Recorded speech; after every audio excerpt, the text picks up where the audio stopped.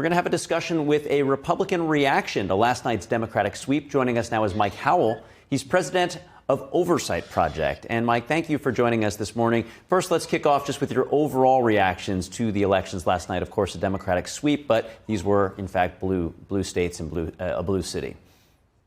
Yeah, that's exactly right. I think some will overstate the importance of these elections that were always uphill battles for the Republicans, who had their own problems on their side in terms of candidate quality, messaging, and so forth.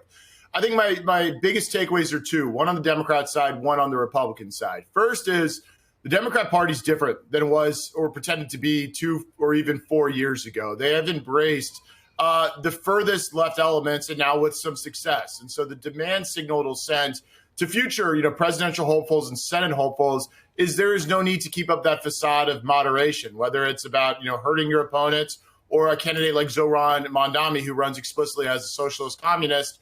You aren't going to see this blue dog Democrat moderation thing that we're used to. I think those days are over. And then on the Republican side, I think the truth of the matter, and this is reflected in President Trump's comments, is frustration on the progress of the domestic policy, whether it's the economy or immigration enforcement, accountability, or any of the feature issues of his presidential campaign.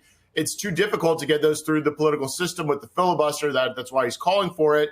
And instead, it's really been a foreign policy focused president. That's where the most energy has been. And those issues really haven't translated to, much attention for the public. The public's focused on domestic issues. You brought up a really fascinating point about there was this sort of undercurrent of leaning hard to the left, to the more socialist values of the Democratic Party, as opposed to the more traditional, call it Clinton or JFK style, more centrist Democratic principles. And now you say kind of that it's just out in the open.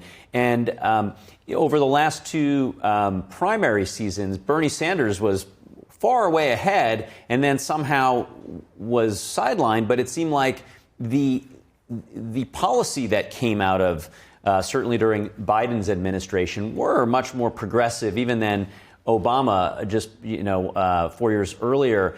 So do you think that this will now happen at the national stage where they're going to just fully embrace this progressive agenda, or is it just at the local level in these blue strongholds of the Democrats? Yeah, I think we're on the path to full embrace. And that already kind of happened in the Biden years, as you noted. The pitch of Biden was, I'm a moderate, return to normalcy. But the actuality of President Biden's administration was far from that. I think a lot of that had to do with him losing control, both of him not having the command presence, and then a lot of the other, radical elements and progressive elements taking over in senior spots in the administration of the White House. But here's what I expect moving forward is it'll look a lot different. It'll sound a lot different. There will still be an attempt by a lot of mainstream media and institutions in America to kind of make it sound like warmed over Clinton era, blue dog Democrat style things. And that'll be the real test.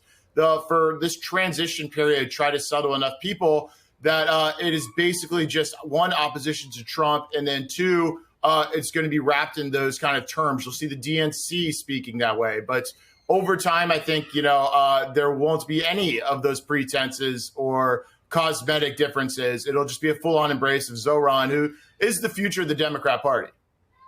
I'd like you to talk about him a bit and the situation in New York City.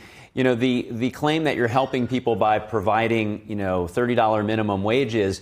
But in essence, you're kind of giving a nod to the larger businesses, right? Because you almost create an impossibility for small and mid-sized businesses to get off the ground unless they have enough capital to really get over the hump and take on much larger businesses. So what do you think will be the example in New York City under this socialist agenda? Yeah, I think they're going to do a lot on basically wealth transfer programs that are going to be transparently obvious, but disguised as, other initiatives, whether it's these grocery store deals or, these city credit cards or what have you. And I think you're going to see a lot of the big capital in New York potentially leaving. Not as much as people are threatening online on X. If, Zohran wins, I'll get out. I don't think so. Those people have been living in a city teetering towards this for a very long time. I mean, Cuomo's policies are not too different than Mamdani's. It's just Mamdani's willing to say it. But I think New York continues to become more of a foreign city inside of America with a magnet for, a lot of low income, illegal and legal immigrants.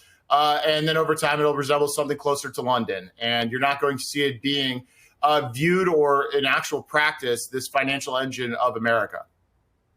And then I want to get your take on how last night's results might go into the government shutdown. We just saw President Trump kind of pulling in all the senators for breakfast, saying their approach has not worked. What do you think? And he's blaming the results of the elections partly on that. So what do you think will happen with the shutdown?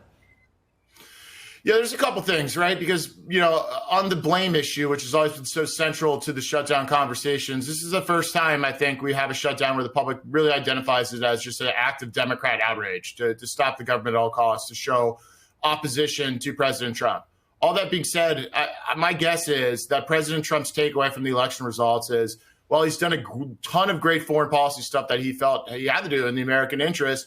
It is not translating into domestic support. There are real domestic issues that are underlying a lot of these things in the United States, and what allows for people to accept radical ideas like socialism or just general disaffection with the system. And those obviously are economic in nature. That is number one and always will be. People cannot get secure and good paying jobs, access to housing, et cetera. But then also on a contingent of Republican voters, they want to see that their participation in the America First movement results in durable political changes, actual policy changes. And so they were promised a lot of bold things, like mass deportations and absolute accountability to see a system that they think is rigged against them, which accountability truly is a proxy for. It's not always about the individual case. It's about showing the little guy in America that, hey, the big guys actually have to play by the same rules that are used to keep you down so often. And so I think he's got time to get that on track before the midterms, but it looks like the administration, redoubles their efforts on domestic issues and understands that, it starts at home. Well, I appreciate you sharing all your insights with us this morning, and we'll certainly be keeping a watch on what happens with the Supreme Court today and a few other key things that Trump has on his agenda. Mike Howell, thanks for joining. Thanks for having me.